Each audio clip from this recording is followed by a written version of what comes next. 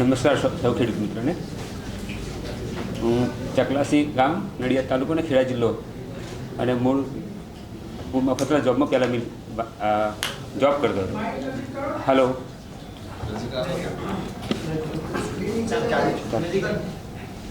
તો જોબ કરતાં કરતાં જ્યારે મને આમ ઘણીવાર ઓફિશિયલી જ્યારે બેસું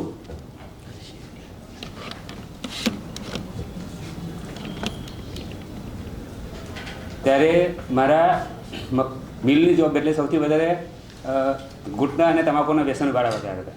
ત્યારે એમાં જાણવા મારી પોતાના ડિપાર્ટમેન્ટમાંથી ઓછામાં ઓછા 7 વ્યક્તિઓને કેન્સરની અસર થઈ. જ્યારે ત્યાં સમાજમાં મિટિંગમાં ચર્ચામાં આવ્યું કે ભાઈ આ બધું કેમિકલ્સવાળું ખાવાથી આ બધા તત્વો થાય છે. એમાંથી મને જાણવા મળ્યું કે ભાઈ પ્રાકૃતિક ખેતી કરવી, ઓર્ગેનિક ખેતી કરવાથી ધીમે ધીમે સારો ફાયદો છે અને હેલ્થ બી સારું રહે છે. આમ કરતાં મેં 28 વર્ષની સર્વિસ કર્યા પછી જોબ છોડી દીધી અને છેલ્લા 2019થી હું પ્રાકૃતિક ખેતી કરું છું. અને શરૂઆત મેં 22 ગુંઠાથી કરી. અત્યારે હાલ હું 39 ગુંઠા કરું છું, પણ 39 ગુંઠામાં ઓછામાં ઓછા 17 પ્રકારના પાક હું વાવેતર કરું છું.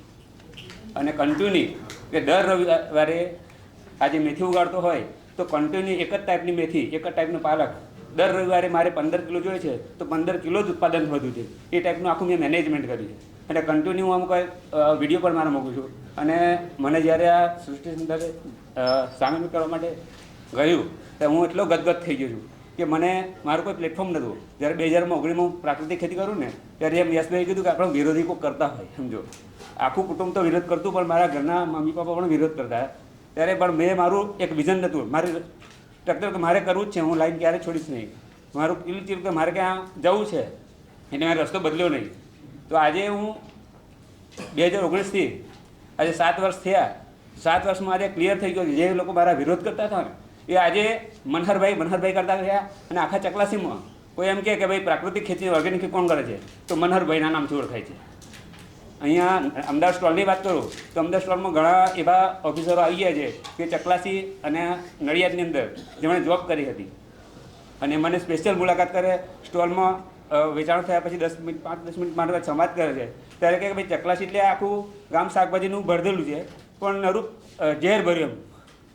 તો તમે એકલા જ કેમ? આવો મને પ્રશ્ન કર્યો, તમે એકલા જ કેમ? કે સાહેબ નથી કરતા બરાબર. મને એમ થયું કે મારે પ્રાકૃતિક કરવું છે અને મને એક પ્લેટફોર્મ મળી છે, જે સંસ્થા કોને સૃષ્ટિ સંશોધન પ્લેટફોર્મ મળી છે. અને આજે એ પ્લેટફોર્મને લઈ અને હું એક પગભર ઊભો છું. બાકી 22 ગુંઠા કે 39 ગુંઠામાં મારું 7 માણસનું ઘર ચલાવવું, મારા દીકરીને ભણાવવા, એમનું મેનેજમેન્ટ કરવું, એમનું મકાન બનાવવું, મારો પોતાને બોર બનાવવો એ કોઈ શક્ય હતું નહીં. પણ છેલ્લા 7 વર્ષથી જોબ ખેતી કરતાં જ્યારે સૃષ્ટિમાં સંકળાય ને તો આજની તારીખમાં મારું 2.5 લાખની ઉપરમાં મારી આવક પોતાની થઈ છે. અને જ્યારે આજે આપણે મને સપોર્ટ કરવામાં ઉમેશગીરી, અમિતભાઈ છે અને નરેશભાઈ, અમને મને પુષ્કળ સપોર્ટ આપ્યો. શરૂઆતમાં મારું વાહન બી ઇકો ગાડી ટ્રાન્સપોર્ટમાં સેકન્ડ લીધી હતી. અત્યારે અમે છોટા હાથી પર નવો તૈયારીમાં લીધો, છેલ્લા 8 મહિના થયા છે.